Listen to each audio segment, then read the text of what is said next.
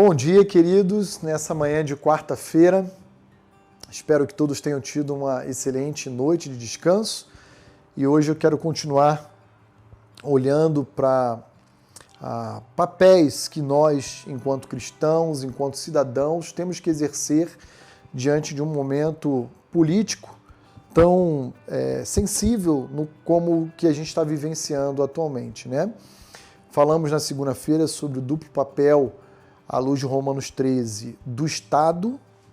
Falamos ontem, terça-feira, a respeito do nosso papel enquanto igreja de interceder pela conversão das autoridades, mas sobretudo para que eles temam a Deus e possam exercer o seu mandato de forma íntegra, correta, justa, né?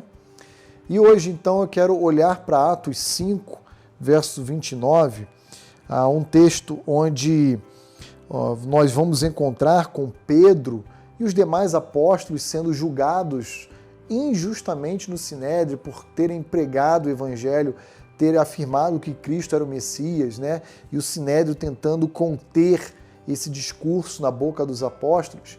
E aí em Atos 5, 29, nós encontramos o seguinte: então Pedro e os demais apóstolos afirmaram: antes importa obedecer a Deus do que aos homens. Aqui nós temos uma exceção à regra. E que exceção é essa? É a desobediência civil. Pastor, qual é o momento, a ocasião oportuna onde cabe a desobediência civil? Temos que olhar o contexto.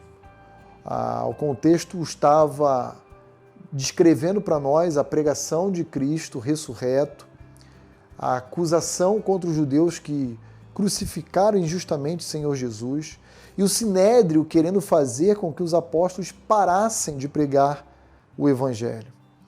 Nesse caso, quando as autoridades, sejam civis, religiosas, sejam quais for, o próprio Estado, se insurge contra Deus, esse é o único caso, é um caso excepcional, onde nós encontramos Pedro dizendo: é cabível a desobediência civil.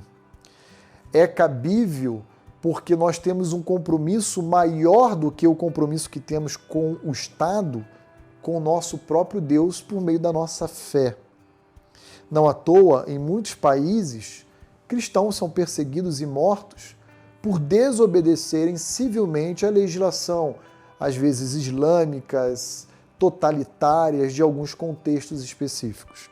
Graças a Deus não é o caso no Brasil. No Brasil vivemos uma laicidade, em até alguma medida colaborativa, onde o Estado e a fé, independentemente de ser cristão ou não, devem coexistir de forma harmoniosa, independente, sem qualquer interferência.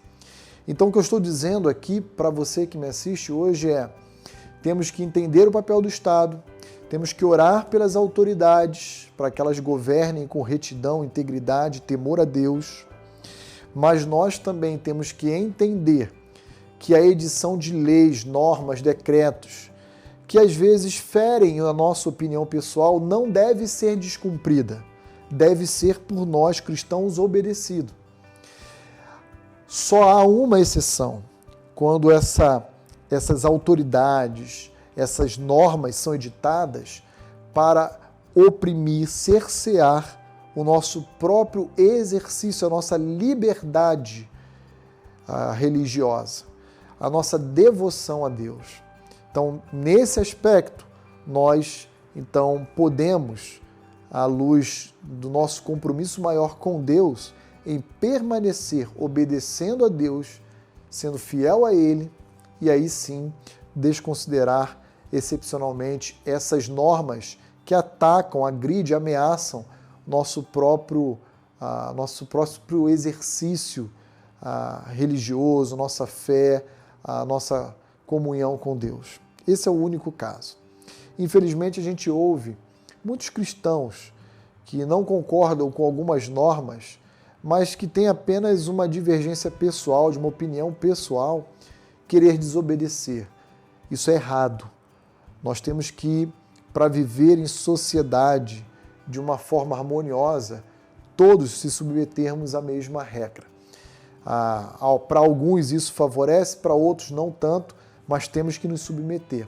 A única exceção que cabe à desobediência civil é quando a nossa relação com Deus ela é ameaçada, ela é comprometida pelo exercício de um poder totalitário por parte das autoridades ou do próprio Estado. Então, ore para que o Brasil nunca tenha que experimentar isso. E esperamos em Deus que, por graça e misericórdia, isso jamais nos alcance. Que Deus o abençoe.